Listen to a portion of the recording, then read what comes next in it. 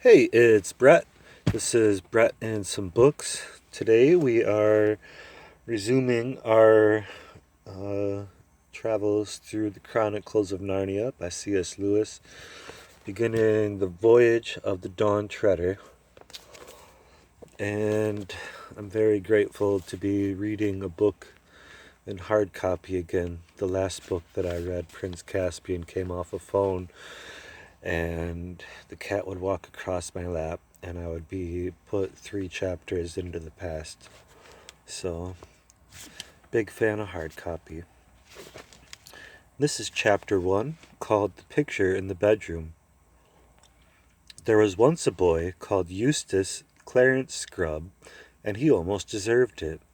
His parents called him Eustace Clarence, and masters called him Scrub. I can't tell you how his friends spoke to him, for he had none. He didn't call his father and mother, but Harold and Alberta.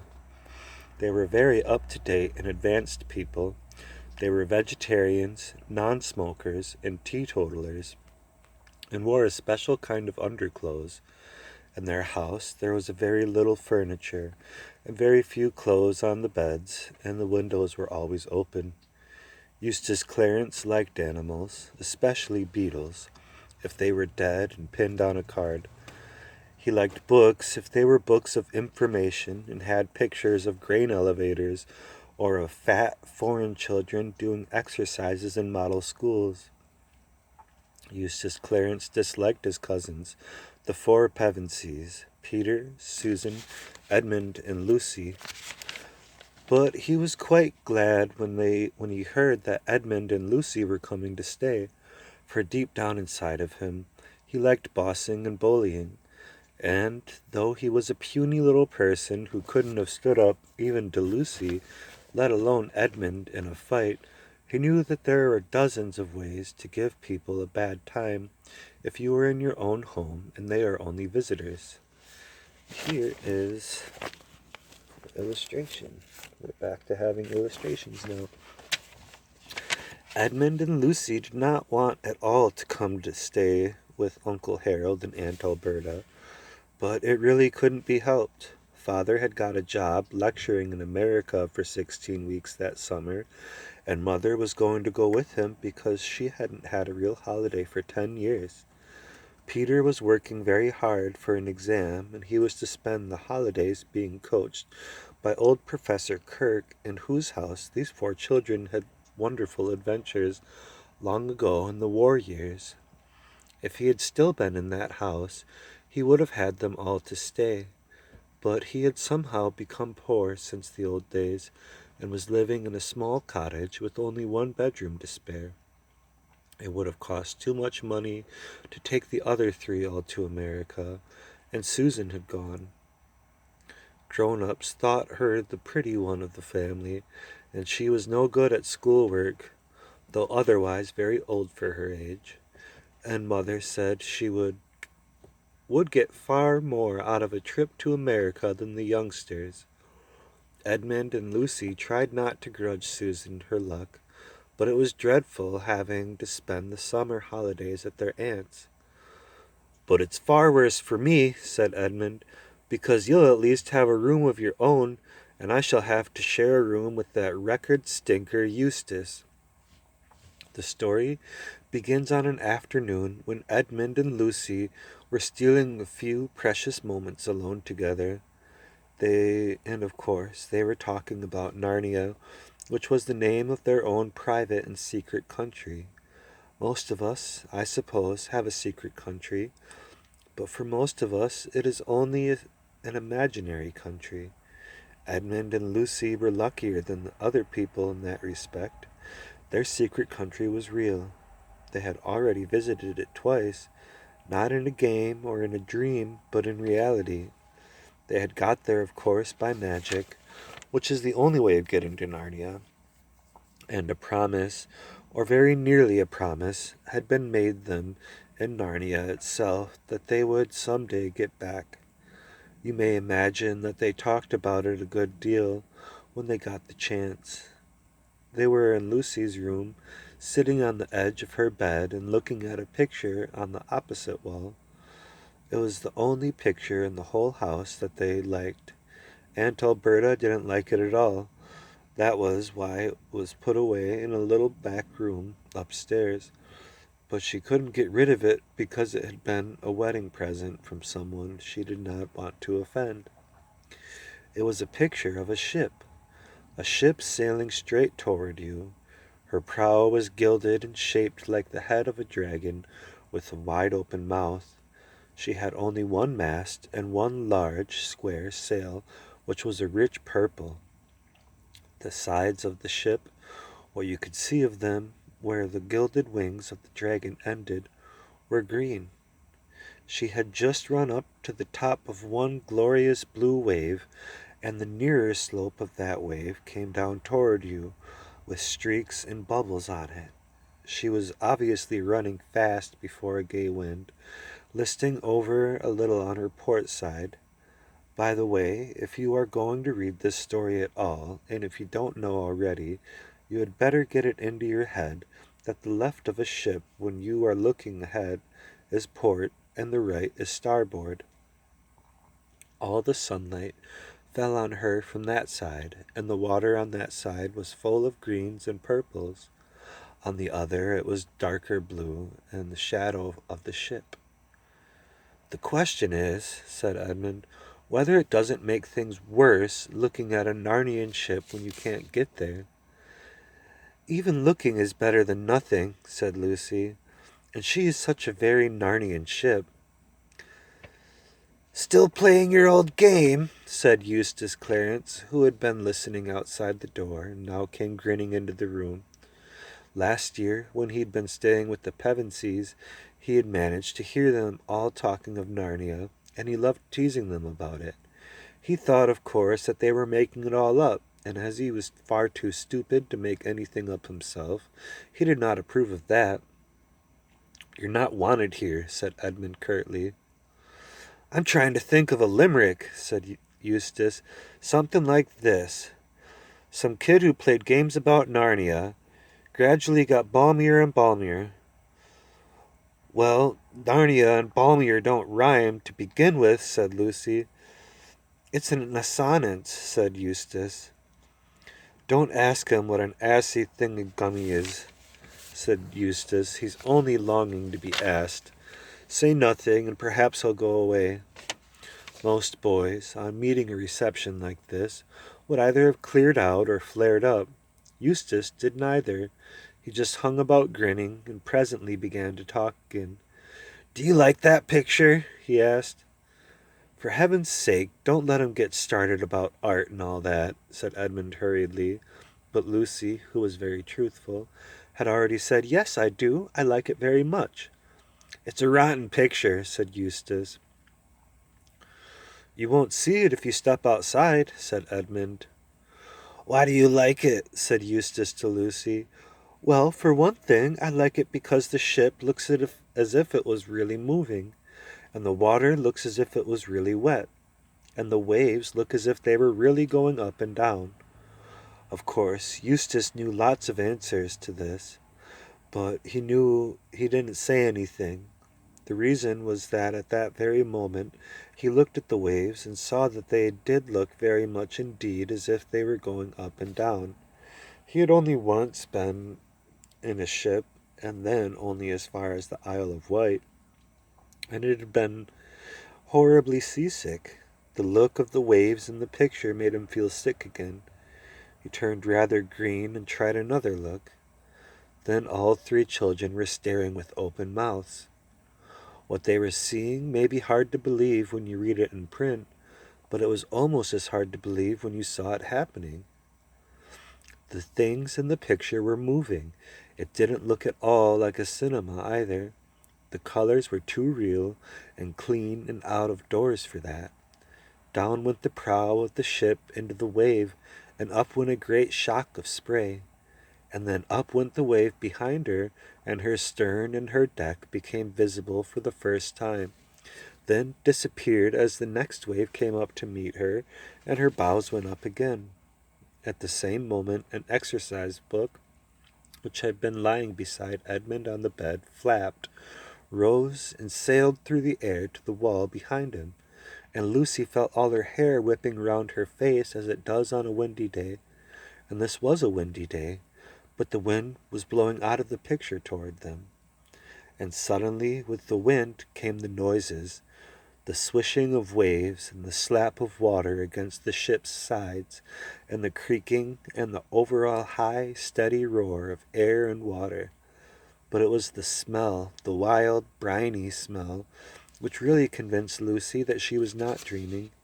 "Stop it!" came Eustace's voice, squeaky with fright and bad temper. "It's some silly trick you two are playing. Stop it! I'll tell Alberta.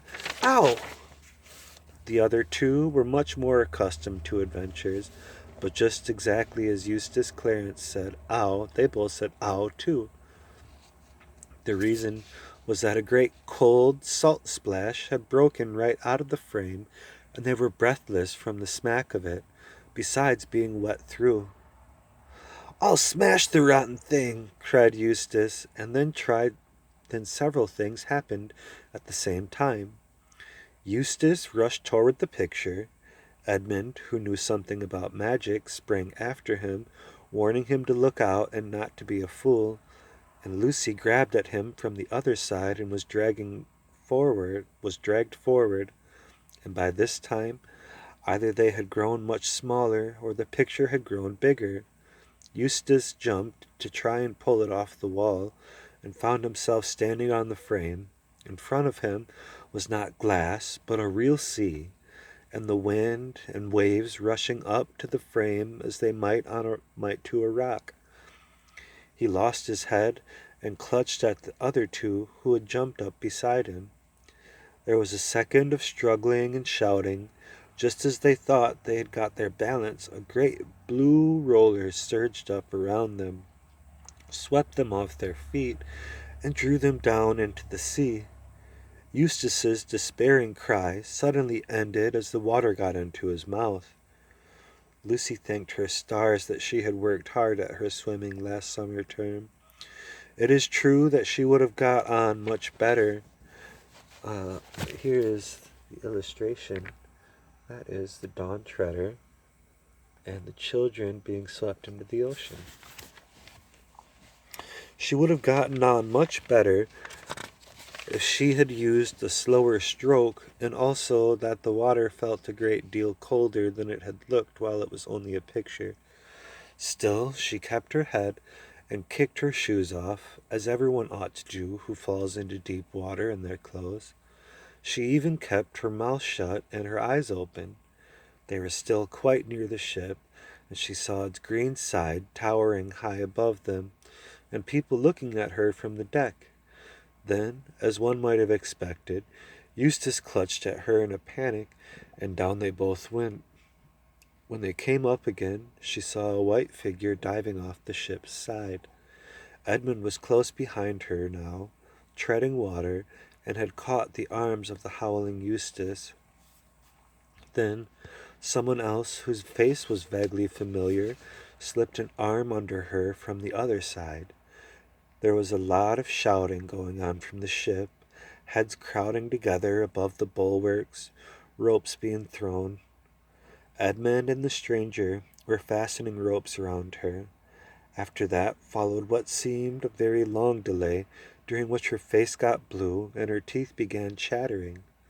In reality, the delay was not very long. They were waiting till the moment when she could be got on board the ship without being dashed against its side. Even with all their best endeavors, she had a bruised knee when she finally stood, dripping and shivering, on the deck. After her, Edmund was heaved up, and then the miserable Eustace. Last of all came the stranger, a golden-headed boy, some years older than herself. "Caspian!" gasped Lucy as soon as she had breath enough. For Caspian it was.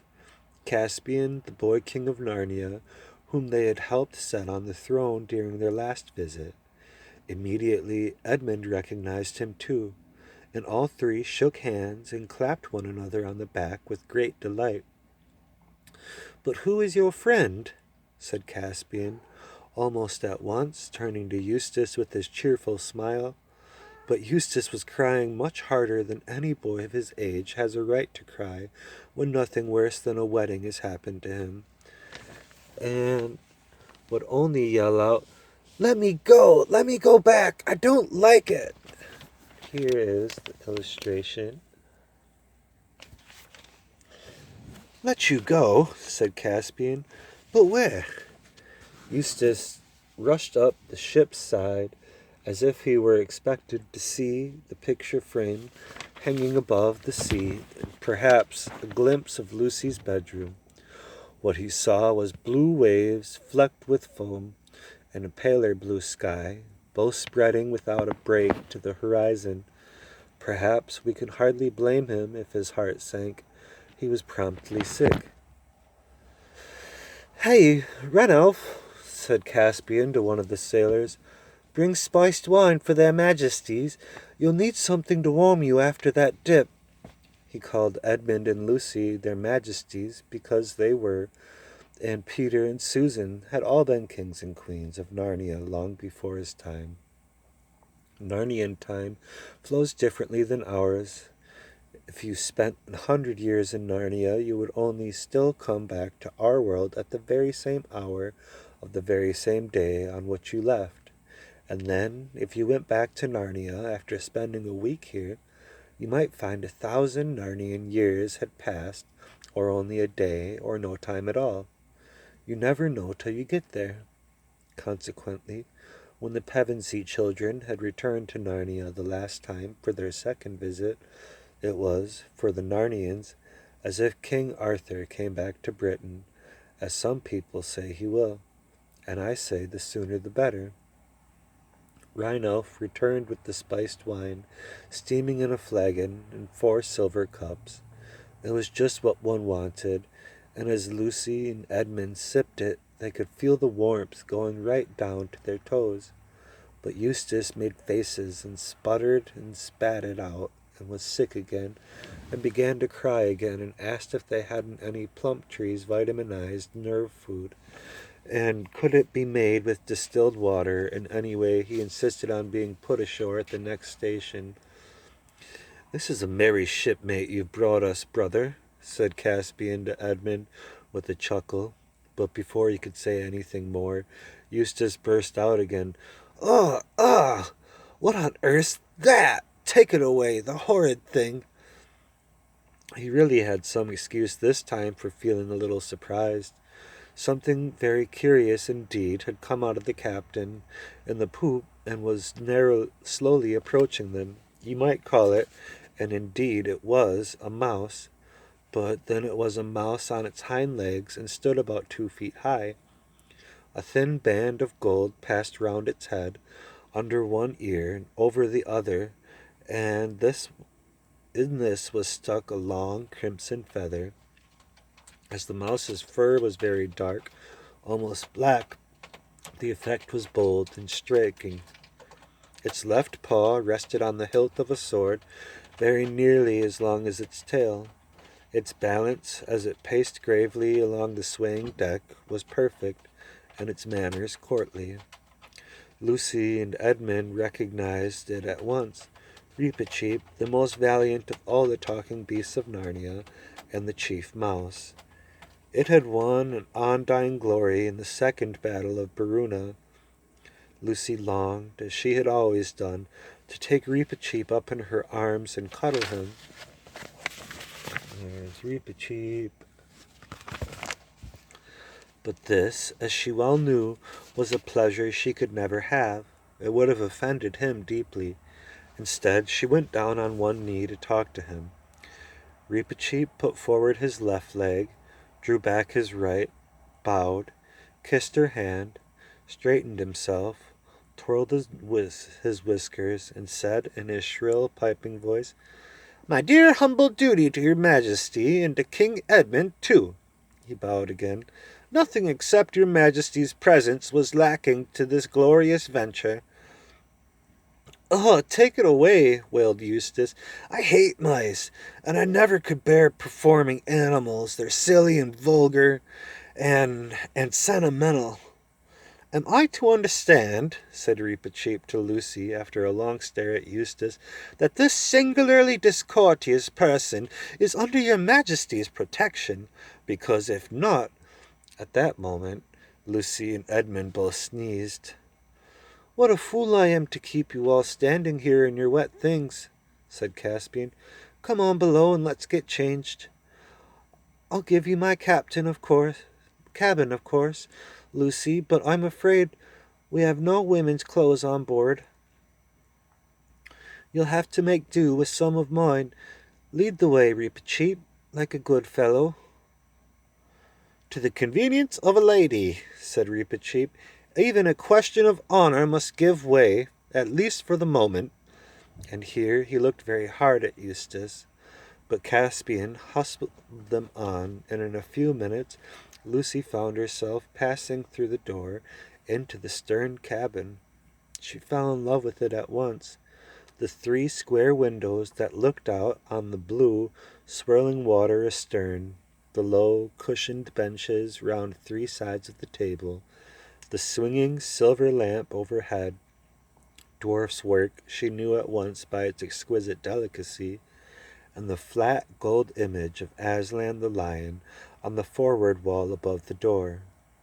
All this she took in a flash, for Caspian immediately opened a door on the starboard side and said, This'll be your room, Lucy. I'll just get some dry things for myself. He was rummaging in one of the lockers while he spoke, and then leave you to change. If you'll fling your wet things outside the door, I'll get them taken to the galley to be dried.